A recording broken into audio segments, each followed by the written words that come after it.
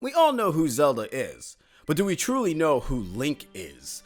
The Legend of Zelda for the NES was another Nintendo major franchise that was different from Super Mario Bros. For one thing, there was no right to win, but more so hold up, down, left, right, and pray that your sword will actually hit something. Anyways, I decided to take a bit of a challenge for myself and finally beated Zelda 1 for the very first time. Yes, even though I'm a Giga Pikachu Chad gamer, I actually never really beaten Zelda 1 before. So today's PikaTalk, we're actually going to be taking a look at Zelda 1 and what was my experiences for each and every single dungeon, because let's be real, the story is very minimum. Anyways, let's get started.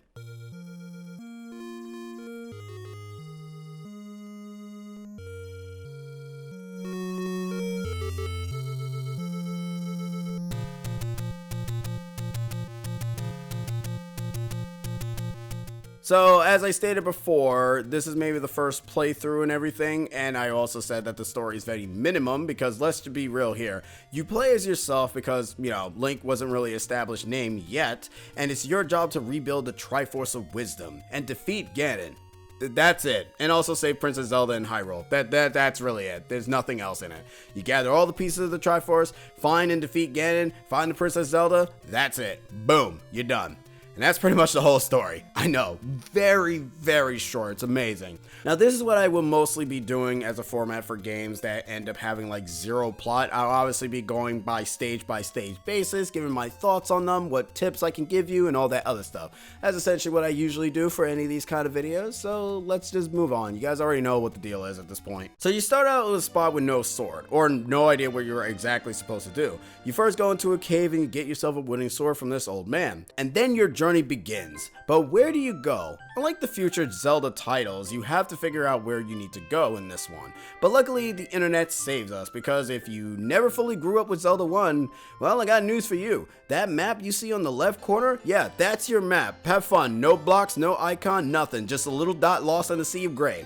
Back when Zelda 1 was released, they gave players a neat folded map, but when the games got re-released, and I really don't understand Nintendo's logic behind this, they did not come with a map. So you were mostly blind in trying to find your way, and you may think that, oh, it just feels like a simple map like in future top-down Zelda titles. Not fully. You see, there are secrets that surround this universe of Hyrule. You got hidden rocks, trees, areas you can just clip through. The gray map does not fully give an exact location on where you're at, and there's no map feature within the game. What I should say is that there's no overall map or overworld map that you can just press like the select button like in future Zelda titles, like in Link to the Past or in Link's Awakening, where it gives you an entire map. This game does not have that, unfortunately. Being the first game, the other difficult part is traveling through the map at a slow speed. Link does not move really fast, so getting from point A to point B can be a bit of a chore. Luckily enough, later down the road, once you end up managing to access these certain types of caves that allows you to teleport, it makes traveling a little bit less tedious. Sadly, what's also worse is that if you die, however, you will be sent back to the very beginning where you got the wooden sword. Sometimes that can be a good thing though, sometimes, you want to just be at the start so you know where exactly you're supposed to go. If you die in a dungeon, however, you will restart at the dungeon entrance, which can still be bad in later dungeons since later dungeons are a little bit bigger. The good thing, however, is that this can be used as a means to chart your course on the map, or end up making your own map, for instance. I never grew up with Zelda 1 because the only chance I got to ever play the game was off of this Nintendo magazine promotion thing that they were doing, which ends up getting a few people who subscribed to that to end up getting a Zelda Mega Collection. It was essentially a 4 Zelda titles that you can play, with Wind Waker being a 20-minute demo. So, you had a demo for Wind Waker, which was obviously 20 minutes. You had Zelda 2, Adventure of Link, Ocarina of Time, Majora's Mask, and of course Zelda 1. Now, the dungeons in Zelda 1 are the real challenge of the game. It will test your patience, and I mean really test them. Unlike future Zelda titles, combat in Zelda 1 feels a bit limited. For one thing, you can only end up attacking in 4 general directions, while enemies can mostly just pot shot you very easily without a care in the world. Some can be stunned and some can be overall bastards to take out. Looking at you, Dark Nuts Blue version, even though now I think about it, talking about this now, they are not the worst enemies in the game. The first dungeon is a stepping stone as to teaches you how each room layout will be, and that you will have to fight monsters to open doors. Now there are some puzzles in the game, but that's safe for the overworld more so for dungeons. The puzzles in dungeons range from, hey, can this wall be bombed? Yes. Hey, can this block be moved? Yes. If you expect harder puzzles, don't worry. Some are just trial and error. The level 1 dungeon in the game sports 2 items, one being the boomerang and the other being the bow, which I stupidly forgot, because I assumed the boomerang was the item and don't get the bow for arrows until later on. The first boss you fight, which I can say I do love the sound they give off if you're close to the boss.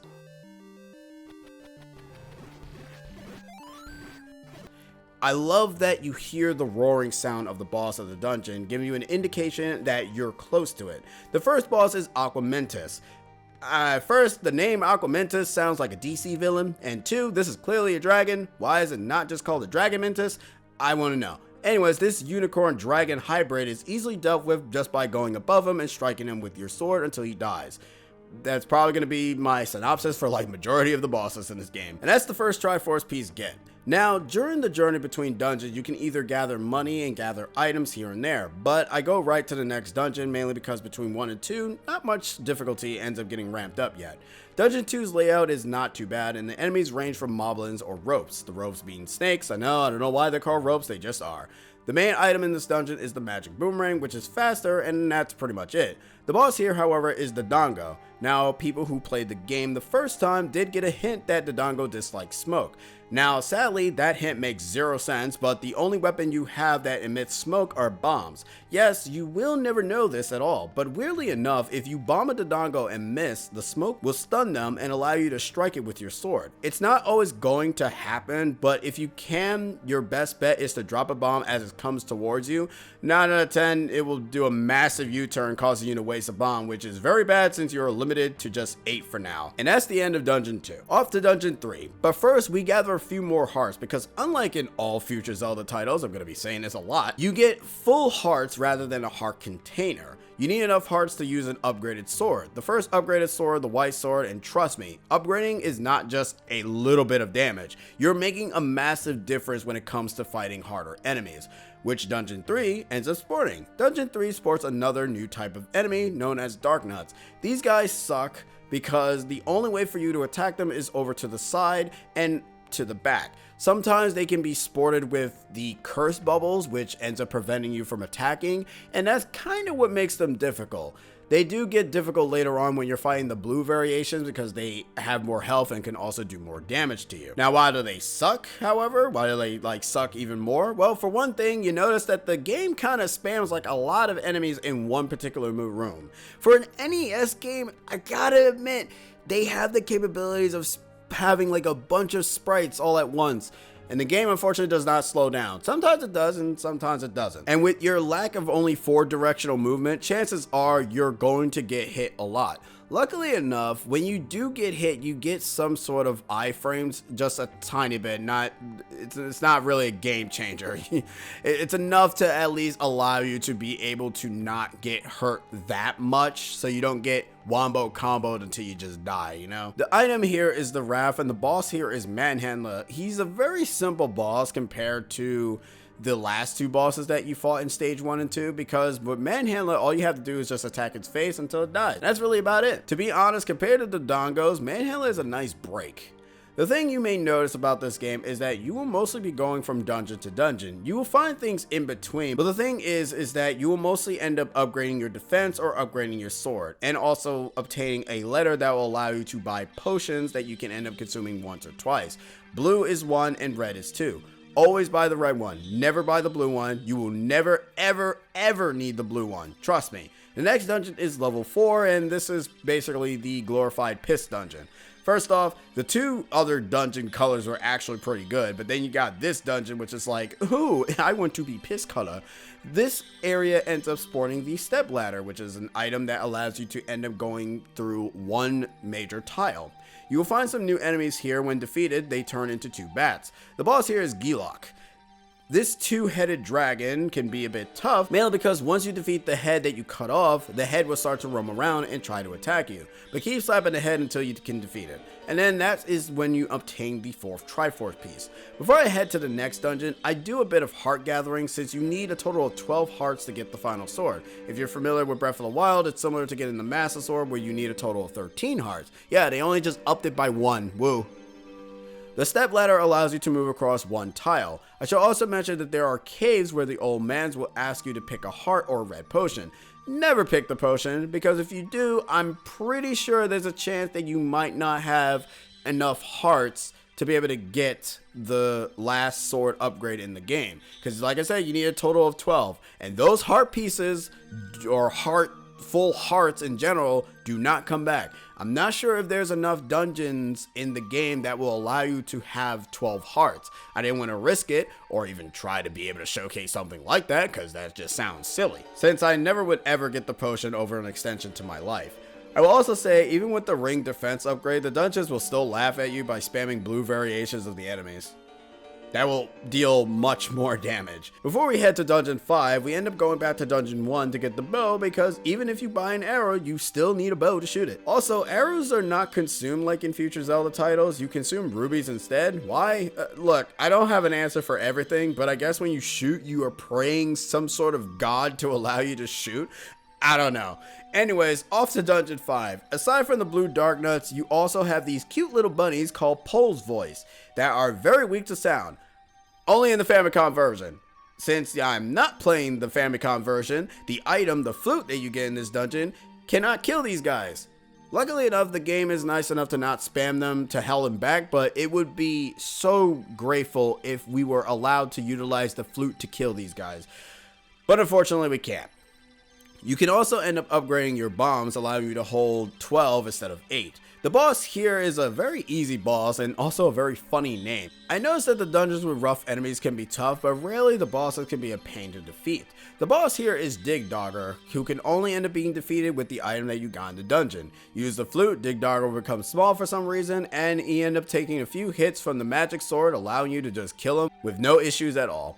And that's the 5th piece. Now we head to the last few dungeons in the game, and this is when the dungeons start to get a bit tricky. Let's not dance around the bush here. Let's head off into stage 6, which ends up spawning a new enemy. You thought the Dark Knights were bad, like I said before?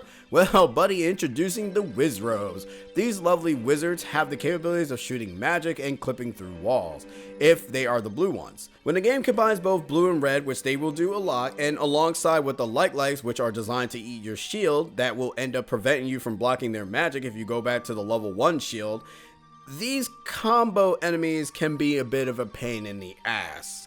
The boss here is Goma, and the game does give you a hint on how to defeat it, but just in case if you don't end up exploring the area and you miss this hint, you need the bow and arrow. Shooting Goma when the eye opens will defeat it quickly, and that's pretty much the end of stage 6. Not much to really go off on it, to be honest, considering the fact that the only new thing that you have there is the wizards and also Goma, but that's really about it. Off to stage 7. Be sure to use the flute to get into this dungeon or else you'll be super confused. I like to call this stage the Moblin stage because mostly every single room sports both red and blue Moblins that will throw boomerangs. To be honest, compared to stage 6, Wizards, this is a breather dungeon as well. The only part that will screw you over is this part here. During the start of the game, since I had a bit of knowledge, I bought a meat slab.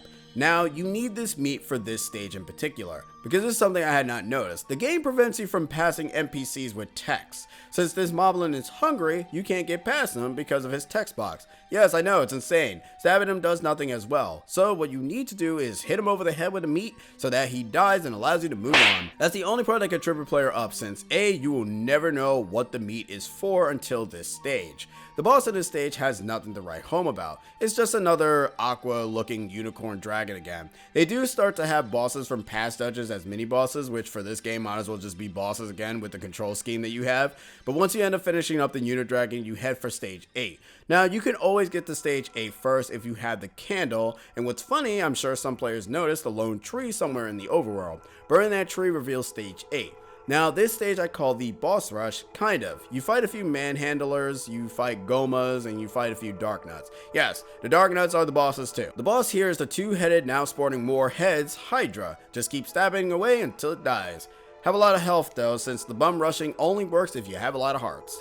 Alright, now before you end up like me, if this is your first playthrough and you are not using a guide at all, like a zero map like I am, get the 2 items in here. Even though I'm using the guide, I completely forgot the item in stage 8.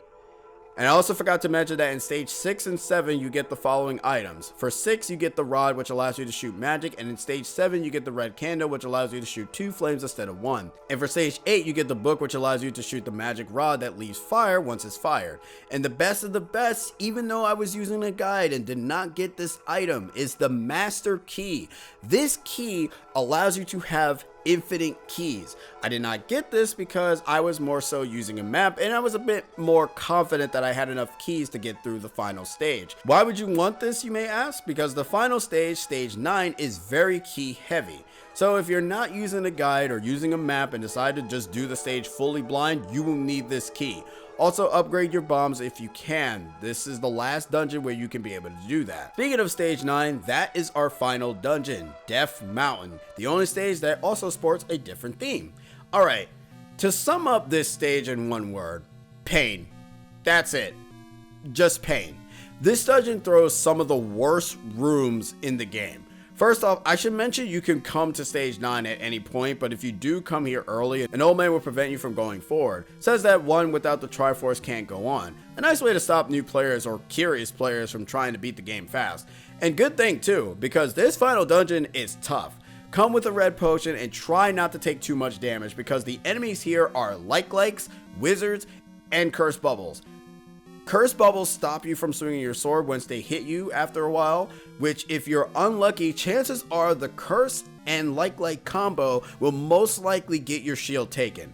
Don't let this happen, because if this happens, the wizards are just going to destroy you. They're just going to end your whole entire Zelda career, since you can't block them from the front anymore. And then there's this other enemy called the Patra, or Patra, whatever. This enemy is annoying for his high damage output and weird way of attacking. It's surrounded by smaller eyes that you must take out first before you can actually take out the main one.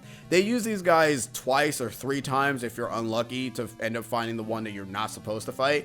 But if you can get through all of that and remember how to deal with each room throughout your journey, you can manage to grab both the better defense ring and the silver arrows. You need these arrows to beat Ganon. Without them, you will just be looking at a stunned pig. Once you have gotten lost and bombed walls to get the arrows, you will reach Ganon. Shine the Triforce of Wisdom, allowing him to show his face, and the fight begins. Now, Ganon has one attack, shooting fireballs at you. That's it. You can't block these, so be careful. He's mostly teleporting around the place, but he goes in a pattern, so you have to read his movements and strike when you end up figuring it out. Once you've done enough, his sprite will turn brown, and that's the indication that you're supposed to use the silver arrows. One shot from the silver arrows, Ganon explodes into meat chunks, allowing you to obtain the Triforce of Power.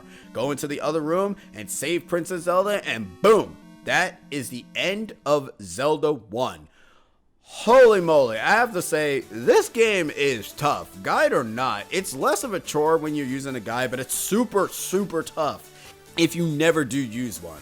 I could imagine back in the day when young adults and kids playing this trying to chart a course to where to go, what's a bombed wall, and where to go from the overworld. Kids today don't have to deal with this because of the fact that, you know, the many guides that they have on the internet and make things easier for them. But back then, it might have been a very massive challenge to overcome. But weirdly enough, I'm sure some probably had fun with it. I say some because I'm not going to go ahead and end up counting everyone enjoying this kind of game style, or hell, at all, to be honest. Mainly because nowadays there are games that just do it better.